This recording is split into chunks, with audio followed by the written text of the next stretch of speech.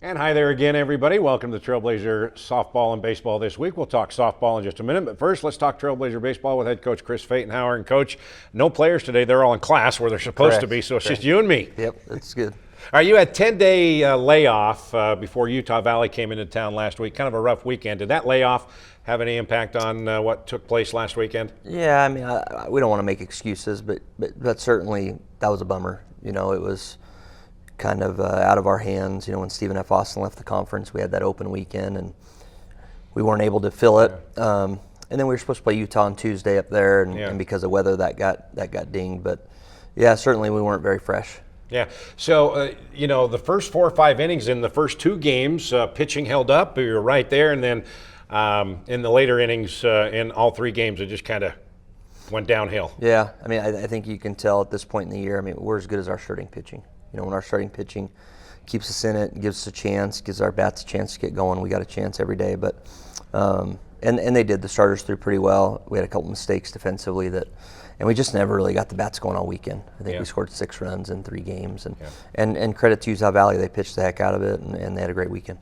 There's a reason why they're number 1 in hits, number 1 in RBI. We saw that they're very offensive. over the weekend at Brucehurst Field. Okay, so you step out of conference play tomorrow, Tuesday. The BYU Cougars come into town. You already beat them 10-3 in Provo last month. First ever win in Provo, so they're coming here for the rematch. Yeah, we're excited. I mean, I love seeing those guys. You know, I'm really close with their coaching staff, and obviously they're a super competitive program, Big 12 program, and those have been great rivalry games. The Hearst will be packed, and it'll be a lot of fun. And you talked about your bats getting going. They were going in Provo. You hit some timely hits, got some long balls, and then you played your small ball that you love to do as well. Yeah, we played really well that day, and that's kind of how we've been. You know, when it starts clicking early, when the starting pitcher gives us a chance, and we start clicking early offensively, we're in every one of those games.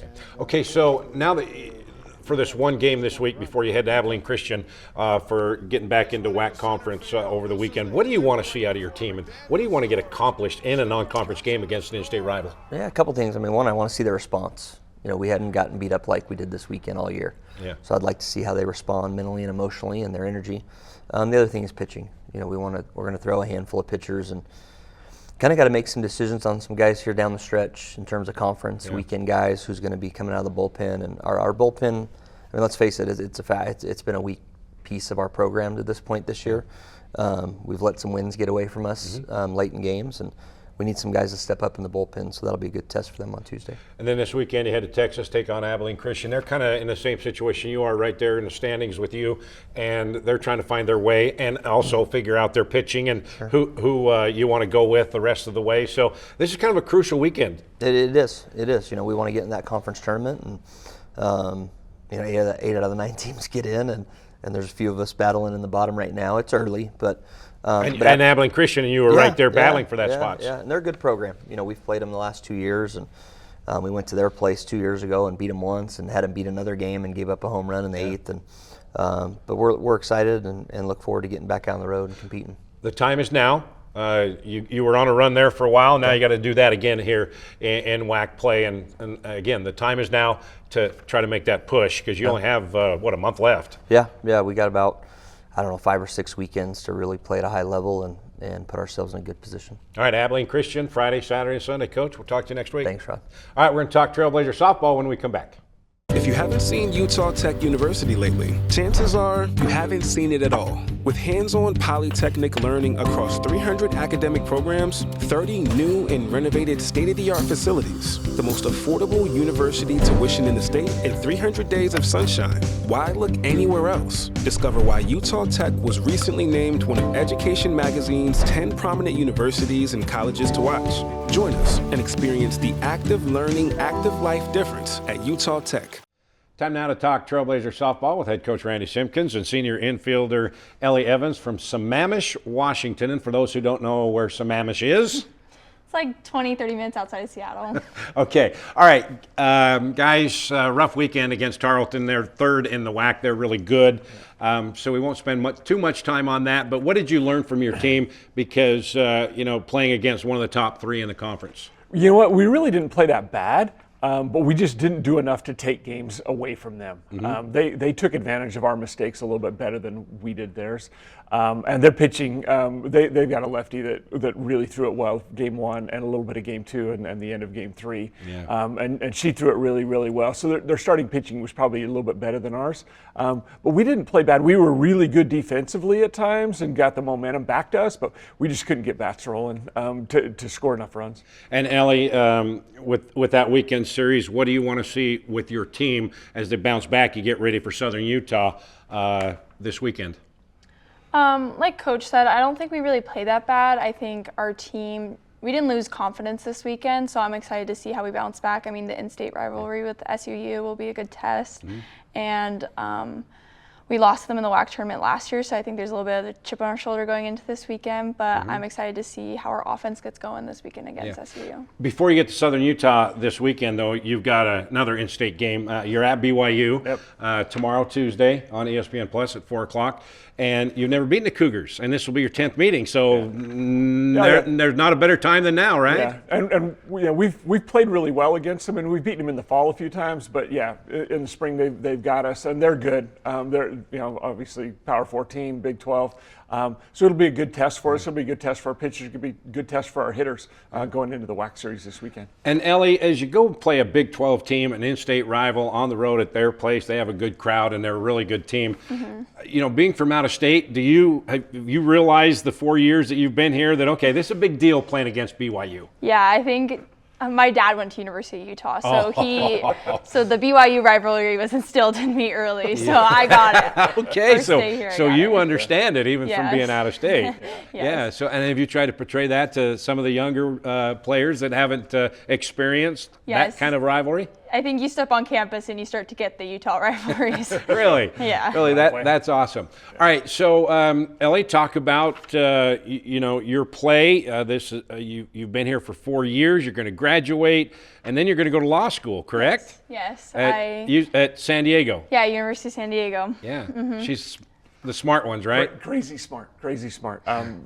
She puts the student and student athlete times 10. So yeah, she's really, really good. Great example. Yeah, 4.0 and above, right? That's, because you can get above 4.0, right?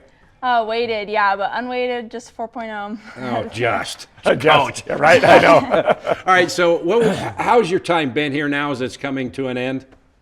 It's crazy to think that it's coming to an end because I feel like I'm 18 stepping on campus for the first time, but it's been great. I mean, I came here, a girl that I played travel ball with, she was a couple years older than me, her name was Hannah Hubank. She came here, and that's kind of how I found this school, and then I ended up meeting all my best friends here, so it's been awesome. Yeah, and so you want to be a lawyer, right? Yeah. And you don't know what kind yet? No, I feel like I say criminal, but I did an internship with family law, and that looked really fun, so. Yeah. So talk about where you grew up. You grew up outside of Seattle in Sammamish. Just talk about your family life and what made you decide to come to Utah Tech. My family's great. I have an older brother, and my two parents, we lived in the same house since I was 3. And I loved Washington, but I decided I couldn't play in the rain anymore. I needed to throw a dry ball, not a wet ball all the time. Yeah. So that's what led me down here. My only search for college was somewhere in the sun, and then I ended up in sunny St. George, so it's been great. So how did you get started in softball? Who introduced you to the game? My older brother played baseball, and growing up I played every sport. So I started playing t-ball at the age of 4, and then all the other sports started weaning out of my life, and softball kept it going strong. And what did you like about her to bring her here? Energy. When just like she talked, Marissa Rubio played on her team, Hannah Hubanks played on her team. We had a pitcher, Brianna Castellon, played on that team. So we recruited some kids off of that team where they were already committed. But the first time you watched Ellie play, high energy, and it's never changed. Yeah. One of the biggest compliments you can ever give a kid is they never take a playoff, and Ellie doesn't take a playoff. Yeah. So that's a huge thing. But yeah, the first time I watched her play in Vegas, diving left, diving right, making plays on the run, hustling all the time. It's like, and it's really hard to coach that. That's something that a kid brings as part of their DNA and as part of the way they're wired. And she's been big time. 2 weekends ago when we played Utah Valley, she made some big time plays. She had a 2 RBI single early in the game to put us up, ended up being the game-winning RBI, and then in the bottom of the 6th had a double play that was game-changing, that basically saved the lead for us. So it was a huge thing, and every time she has her number called, she's big time. Number 66. Why 66? I've always been number 6, and then a senior had 6 my freshman year, and then I was like, 66 is the college me, I guess. So we kept it. All right. I don't know if I've ever seen a baseball player or softball with 66. We've got some unconventional We ones. got a lot of double numbers on this team. 55, 66, 67, 99. Wow. So I think there's a few shout outs to their dads for football numbers or whatever. Okay. But yeah. So any numbers available. Did your dad wear number 66? No, my mom was number 6. Okay, so. there you go. There's the connection. All right, so after you get your first ever win against the Cougars. You bet. Okay, of course. Then you get back into WAC play and you head to Southern Utah. They're right under you in the standings. You guys are battling for a tournament berth. So this is a crucial weekend for you against the T-Birds. Yeah, it's huge. And then obviously the Cedar-Dixie rival, the Cedar-St. George rivalry. Now that we're in the same conference, obviously of huge interest. But it's it's bragging rights for Southern Utah for sure. So both teams will be ready to go. Yeah.